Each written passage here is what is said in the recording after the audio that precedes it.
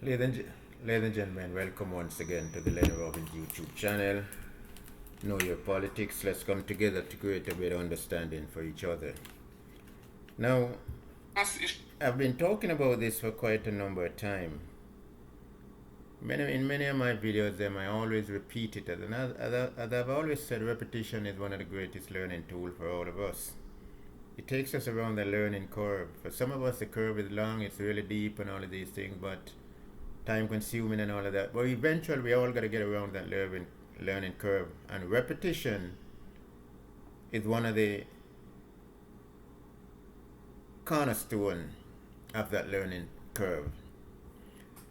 I've been saying for a long time that our political squabble and our political situation in Jamaica is getting worse. And everybody across the world is now, it's popping up all over on social media across the world where people are now talking about the disgraceful situation of Jamaican politics and the way people are addressing each politician in Jamaica, whether you're in parliament, outside of parliament, or whatever it is. Now, there's an issue that occurred recently in parliament. And I'd like you guys, Mark Golan did some address on it, and I'd like you guys to take a look and take a listen. And let us consider, if what I'm saying about our politics is getting dirty, it's going to the gutter, we're taking it to the gutter, and we're only destroying ourselves, not as PNP supporters, not as JLP supporters, but as black people, as a nation, as a race. What is happening back home is forcing people overseas to bear the brunt of the disrespect that is going on in Jamaica politically. I've asked the Prime Minister and the leader of opposition to come together and work out some ethical standard of conduct for this. I hear nothing about it. I don't know if they have an intention to do it, because I've heard nothing about it. But I know if it's not done and dealt with, it's going to be serious matter for the country. And not just internal, but in the diaspora. We here have been looked at also.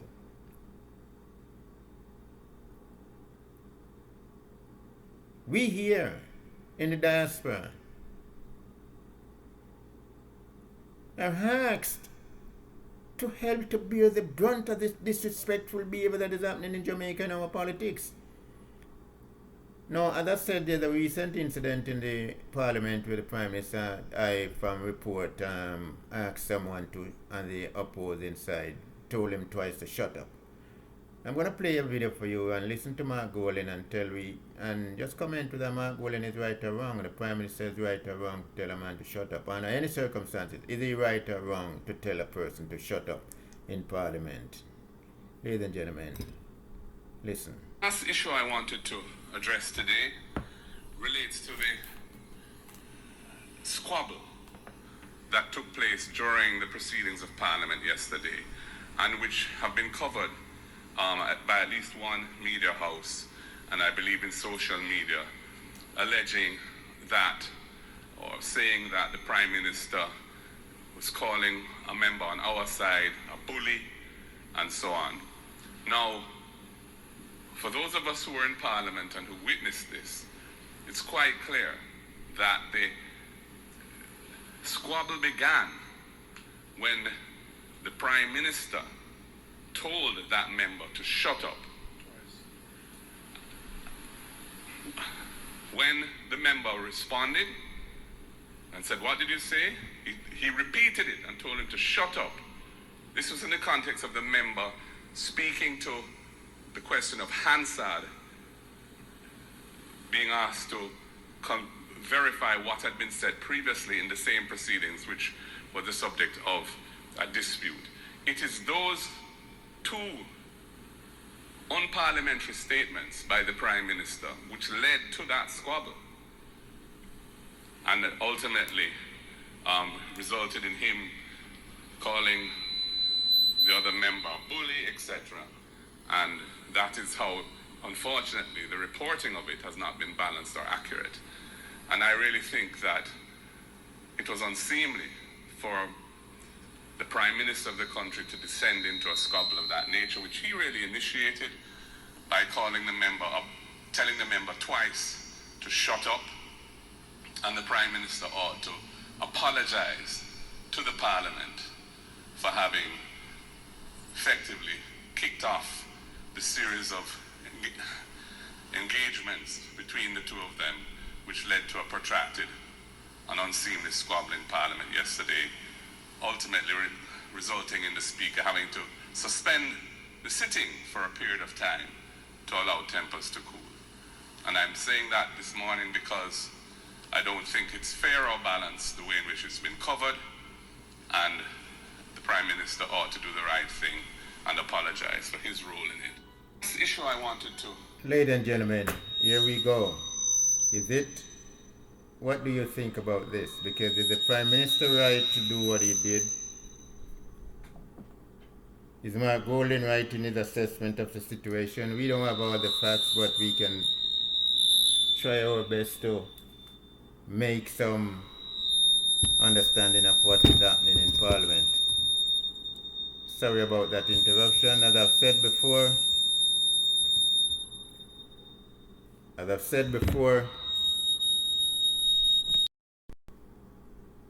before, it is imperative that we do not, under no circumstances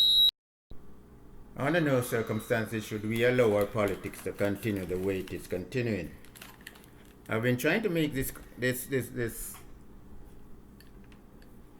issue as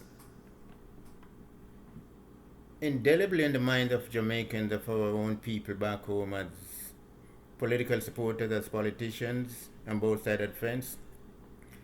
But for years it has been falling on deaf ears. And now Mark Golden is calling out the squabble that existed between the Prime Minister and one member of his party. And the Prime Minister went as far as to tell him twice to shut up. Now, the context of the matter, if you say that to someone and this is a big man you're talking to, he's not even under your command, and you're telling him to shut up, that's disrespectful in of itself. It is disrespectful. But it's also a sign that shows that the Prime Minister is really, really fed up of certain things. He's getting disgusted at certain things. And it's the very same thing I'm talking about in Jamaica. That the disrespectful man, Isaac Buchanan made reference to it. And leaders from all over the world, a lot of you back home may not realize, but leaders from all over the world are talking about these things. Are talking about the political situation, the political disrespect, the derogatory comments, the derogatory descriptive, the disrespectful way in which we address our politics and our politicians, coming from both sides of the house, and already knowing that the people of Jamaica are living in a very divisive political world. If there's no one in the room big enough to call attention to this thing, as I've been trying to do to get the Prime Minister and the leader of opposition together to work out an ethical standard of response or conduct from the very supporters of both political parties, because if it does not happen, listen to what Cliff Hughes said. I'm begging you, don't take this back to the 70s. Because a lot of you people did not and have not experienced the 70s in Jamaica. Ladies and gentlemen, we really need to wake up to what is happening to our politics in Jamaica. It is okay to speak out against a politician or a political party or a governance. It's okay to do it. But how do we do it? By telling the Prime Minister what should happen to him, what he's to go and do with his mother? By telling the Prime Minister that he's a damn thief and he's a liar, and we don't have evidence to support that, without the evidence to support it? By doing the same thing to Mark Golden or the PNP and we don't have evidence to support what we are saying? Do we understand what we are doing to ourselves as black people? Not as PNP supporters or JLP supporters, as people, as black people. The world is looking at us. The world is commenting about us. The world is talking about us. Why do you think we have people like me and Motley, people like Louis Farrakhan and other world leaders talking about the conditions in Jamaica? Maybe you people are deaf, dumb, and blind. You're not listening. Jamaica, you need to wake up. Jamaicans, not home and abroad. All of us need to wake up to this. We need to wake up to create a better understanding for each other by watching what our politicians do and what they say so we can govern our response. You don't have to tell a politician what to do to go do with his mother. And how he's the devil incarnate. How he's the devil advocate. And he's to dead. Prime Minister need for dead. He knows nothing than to steal. He's a kleptomaniac, all these things. And where your evidence? Nothing. And these things, these are the issues people delight themselves in. Because it gives you a self-aggrandizement benefit for the moment. You feel propelled in the limelight when you say these things about your leaders, whether in government or in opposition. People feel themselves now in the spotlight, lifted up into the they feel good about it. Not knowing the irreparable damage they are causing to the nation inside of Jamaica and outside of Jamaica. And worst of all, not recognizing the damage and the destruction you're causing to your own nation as black people. As far as I'm concerned, I'm a black man, and that is more important to me. My race and the survival of my people, of the black people, of our race and our current race, children coming down the line.